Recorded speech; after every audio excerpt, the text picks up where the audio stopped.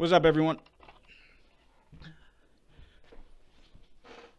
Despite the iffy webcam quality, I'm still getting some likes and views on my video and on my videos, and thank you guys so much for that.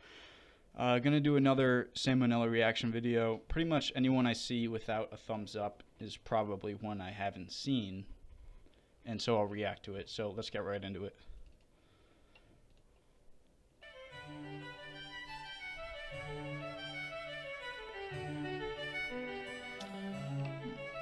Hey kids, remember the plague, malaria, smallpox? Kinda bad, right? Well, guess what? Yes. They're peanuts compared to the level of destruction that's been wreaked over the years across the kingdom next door. Today, I'm gonna talk about some of the most interesting diseases to ever strike the world of plants. The most famous one is probably the potato blight. It's a fungus that attacks potatoes. This is what it looks like. On the left, we have a healthy potato, while on the right, we have a blighty one. Notice how this one is noble and robust, like a lion's heart, while the other is shriveled and black, like Betsy DeVos's uterus. You could try to eat it, but it's basically like rotting cork. You wouldn't get very far. So in 1845, Ireland relied a lot on potatoes, right? That's because their soil was dominant. Fun fact, this blew my mind. Did you know that potatoes, also corn, and I forget what else. Oh, tomatoes too.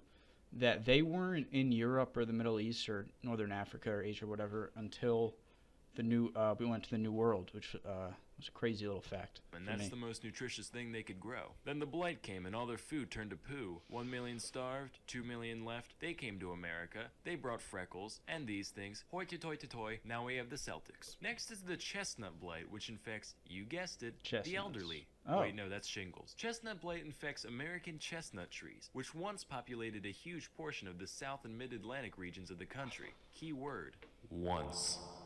During the early 20th century, the blight arrived, which ended up killing around 4 billion trees over the course of the 20th century. The blight arrived, which ended up killing around 4 billion trees over the course of a couple decades. Hey, remember that time 4 billion giant things died inexplicably? Me neither. Nobody does. Let me give some perspective on the situation. Those trees were huge, like 40 meters tall apiece. Billion with a B? It's hard for me to really visualize the area that 4 billion trees would take up. Does that mean like anything from a little sapling to a full-grown tree, or That means 160 million kilometers of tree was destroyed by this disease. That's long enough to get from the earth to the sun with 10 million kilometers to spare. Here's another. If we take the volume of all these trees, we get 126 billion cubic meters. If we burn that much wood, we get 861 quadrillion joules of energy. That's the amount released by the bomb dropped on Hiroshima, times 10,000. So yeah, kind of a big deal. But who cares, right? Why worry about 4 billion dumb smelly old trees when there's 1,000 whole pandas that need our help? Isn't that right, they're doomed. WWF? They can't have sex and they only eat Anyway, moving on. This bamboo. next one is called, get ready, broom rape. I'm serious. Broom rape. Broom rape. Wikipedia, broom rape. Naked broom rape. Imagine if we gave human illnesses names like that. I'm sorry, Sam, but you have urethra cactus. I would just end it right there. Doesn't even matter what the actual symptoms are. Anyway, broom rape is considered a parasitic plant. This is what it does. The seeds of the broom rape will hang out in the soil for years until the roots of a host plant come along. No. When they do, the broom rape bursts out of its shell and immediately It's like a landmine for tree roots. Organism.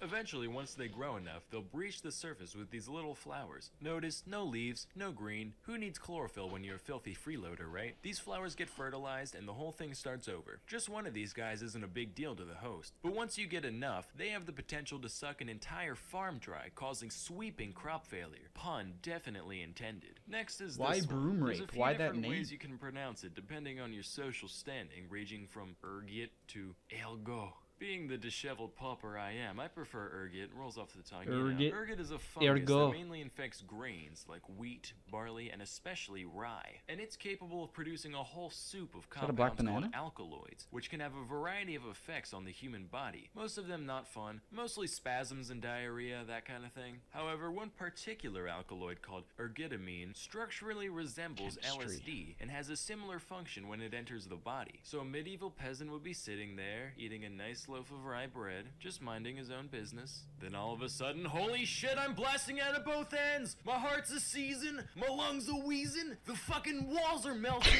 I can hear Satan's voice. He's telling me to invest in Apple? What does that mean? Why does he want me to buy apples? This would go on for like a day. Sometimes their fingers and toes would fall off, but then they'd be alright. Unless they weren't. Moral of the story, kids, don't eat strange bread. You could Isn't trip that balls celiac disease? and die. One more thing before we end today's video, I've decided to launch a second channel for all the dumb stuff I think of that doesn't fit the Academy format. It's called Salmonella Vlog. Go check it out. It's in the description. I wrote a slam poem. It's there. Go look. Anyway, that's all for today. Till next time. God, I love Sam's videos. Alright guys, I'll be back with another one in the next day or so. I'll leave the original link in the description below like always. Subscribe to me if you can. Subscribe to Sam if you haven't. Have a good one, guys.